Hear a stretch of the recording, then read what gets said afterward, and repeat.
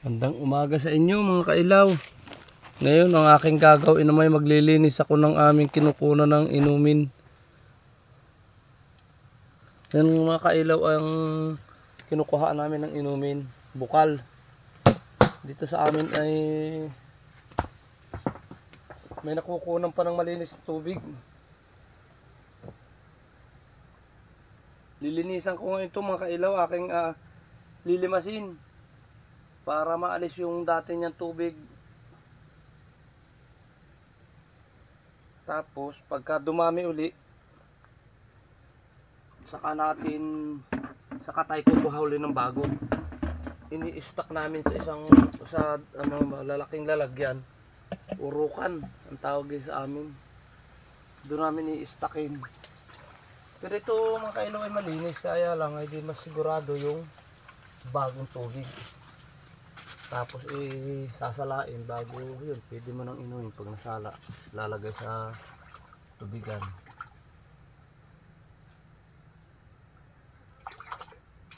May malinis pa kami kailaw tubig dito sa amin sa probinsya.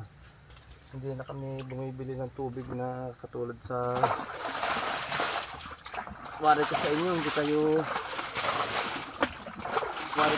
bumibili kayo dito sa amin. Shout out sa mga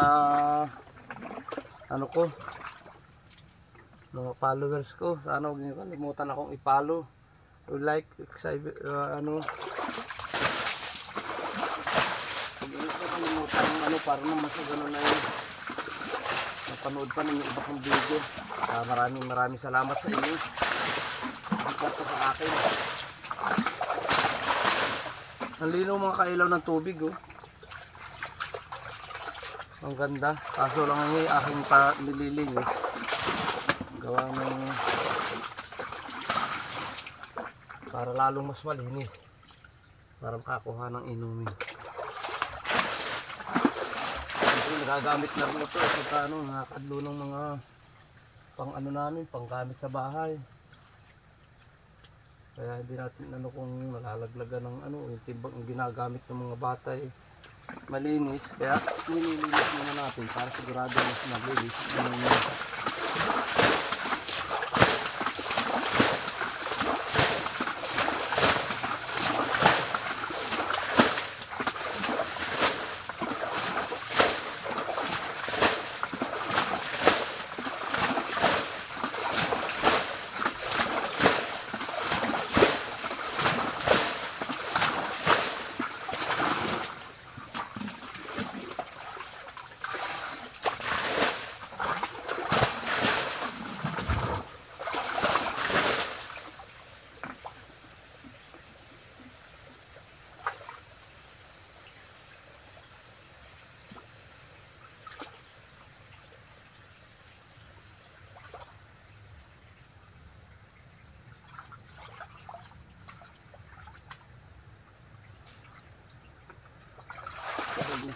Kalimutan mga kailaw na i-follow, like and follow, share mga kailaw, share sana ninyo iba kong video sa mga friends ninyo. Sana nasa mabuti kayong mga kalagayan.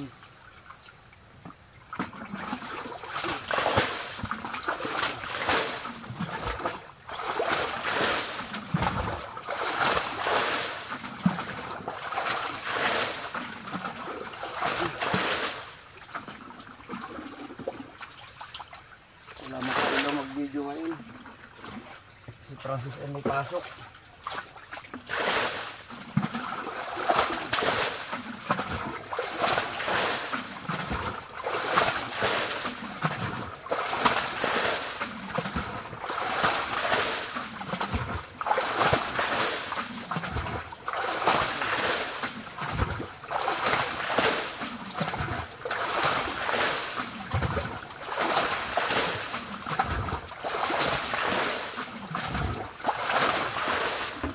Ito mga kailaw aming bukal, halos ito yung panahon pa hindi pa nagtataghapon.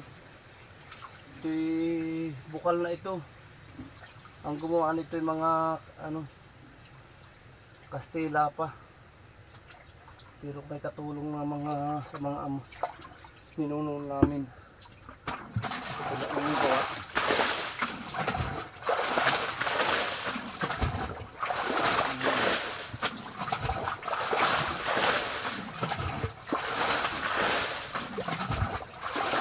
Meron na tulog dito pag yung tanghali. Kaya mo na, nahihilo.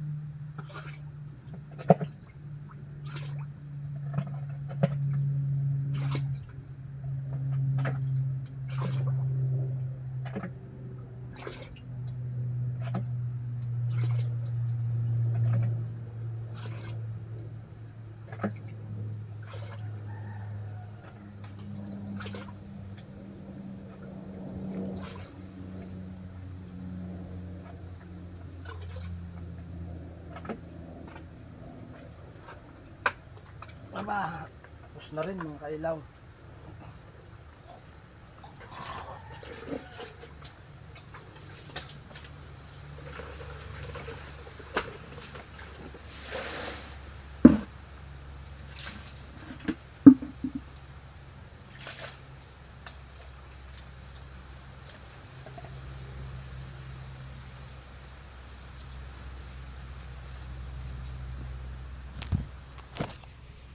Yan mga kailaw, naalsan na natin ang tubig. Yan. Pag yan mga kailaw ay mamaya marami na uli yan, tapos puting puti na ang tubig niyan, malinis na. Doon na kami maglalagay sa mga tumbler namin o urukan. Doon na namin ilalagay yung aming i-stocking inumin. Wari ko mga kailaw sa karamihan sa mga friend ko dyan, wari ko hindi na kayo umiinom ng tubig na hindi mineral. Dito sa amin sa probinsya, sa amin dito sa Tayabas, marami pang tubig na malinis na nakukuha. Lahat kami halos dito sa Linang na mga nakatira, halos ang iniinom namin tubig sa ganito, bukal. Yan. Ito ay mga kailaw ay mga matatagal ng ginawa nung panahon pang Kastila ito. Itong mga kinukuha namin itong inumin. Halos ay nakailang sali na ang mga nakikinabang dito. Kumbaga mga batay na sila. Hanggang sa mga apo-apo na sa tuhod, talampakan. Kumbaga ganun. Mga talagang matagal ng bukal ito. Bagya lang kailaw ang balong nito. Yan o, yun lang kaunting yun. Yun, kaunti lang na yun ang balong niya. Yun ang lumalabas sa tubig. Tapos yan ay pagpuno na, hanggang dito lang yan mga kailaw sa anong ito. Hindi na siya dumadami, sasabihin na mapupuno na umaawas, hindi. Meron siyang dinadaanan din ng tubig palabas. Kaya siya ay ito pagkalinaw kailaw. Bago pa lang yan. Pero tingnan niyo kaputi ang tubig. Medyo may labo pa rin kaunti gawa ng paglilinis ko. Yan ay pag tumindag. Lalo na mga kailaw, lalo na pag yan ay yung panahon ng tag-init. Pagkasarap ng tubig, sobrang lamig niya. Lalo na pagka yung kahit katanghali ang kakumuha, ilalagay mo sa pitsil. Ano siya, yung nagpapawis, akala mo may lagay kang yelo. Di ba pag naglagay ka ng yelo sa pitsil, nagpapawis, parang ganon. Yan, yan kami mga kailaw naglalaba. Yung batong yun, dito ang aming kuhaan sa baba. Saka doon sa babang yun, may tubig din doon. Tayo naman na ngayon ay uuwi na kailaw para mangawit naman ang niyog. Mangawit ako ngayon, tas ang balat noon ay linggo. Gawa ng yung mga katulong ko ay linggo pa available. Ako'y uun na lang dahil ito'y malawak. Hindi ko kaya ito kailaw ikawitin ng kumbaga sabayan kami nung magbabalat. Dahil sila dalawa, sulo lang akong ngangawit. Tapos mabagal naman yung mag-iipon ko. Kaya umuuna na ako para hindi ako masyadong hirap.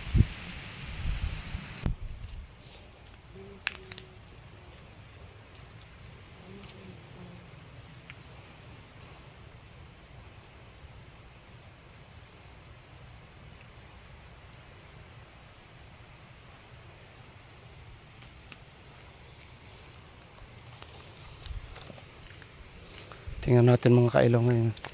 Ahas. Kabilis, maliit pa. Tingnan natin yung mga kailaw. Pakikita ko sa inyo yung aking kamuting tinanim noon. Ang laguna niya, oh. Yan. Ito ay ang harvest nito mga kailaw ay baka tapos nitong December, may laman na ito. Sana mayroon nga. At yan, kailaw. Ako'y tanim ng tanim para sa ganun sabi ng matatanda, pag may tanim may aanihin. Kaya ako'y tanim ng tanim kung ano man ang kamuti o ano mang tanim ako ng tanim mga kailaw.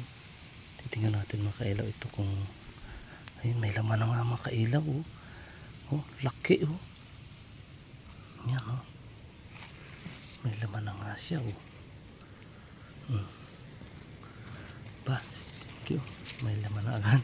Saraduhan mo natin mga kailaw dahil yan ay mura pa yan, batang bata na. Dalawang pa lang mahigit yan. Hybrid dito mga kailaw, mga katanim ko kamuti. Makikipakikita ko rin sa inyo ito pag ako mga kailaw ay nag-harvest na. Yan, maumbok ang puno. Malalaki ang laman nito mga kailaw. Gawa ng kita na ay may ebidensya na ay. Yan, ito mga kailaw. Yan, pinigisak na. Lalaki ang laman yan.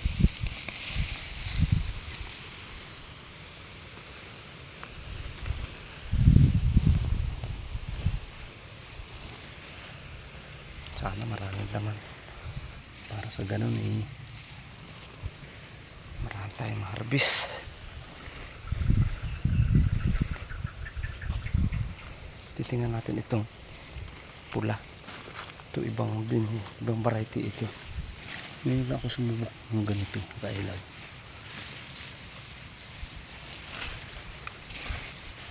Tingnan natin na saan na ba ang puno nito. Hirap na naghanap ng puno. Ayun, mga puno nabubulok ang puno niya, oh. Ba't kaya?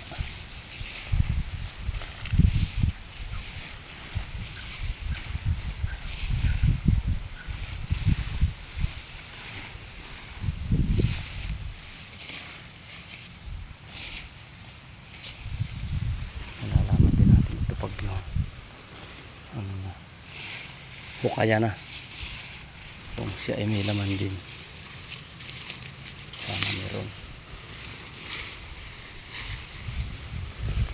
Tataba, oh. Ibang variety ito ay. Hindi ko natabunan ito ay. Pamunti ko ito. Yung iba natakpan, yung iba hindi.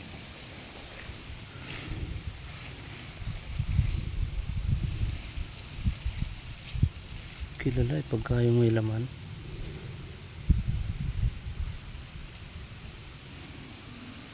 Mahirap alamin ang laman natin. Tulad ng isa.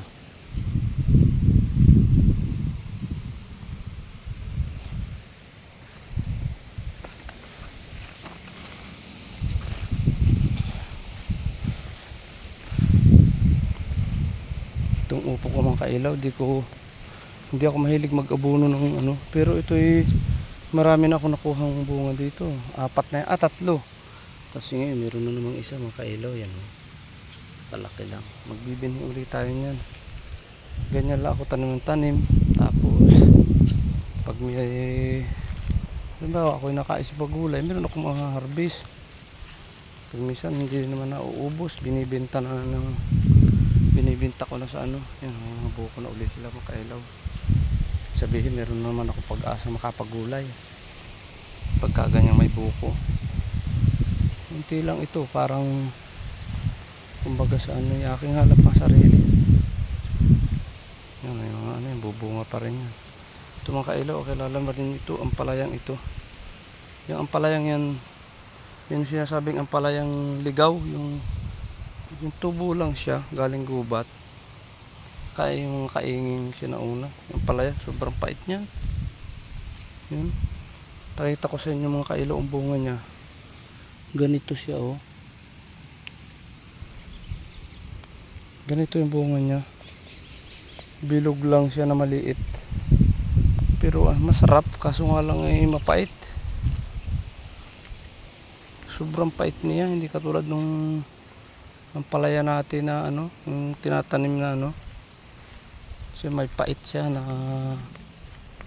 pag hindi ka marunong, pag hindi ka sanay ng mga inang mapait, baka hindi mo magugustuhan. Ang ikli, oh. Yan, pinakamalaki na yan mga kailaw.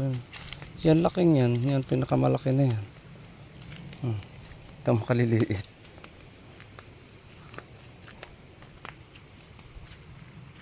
Bye bye mga kailaw.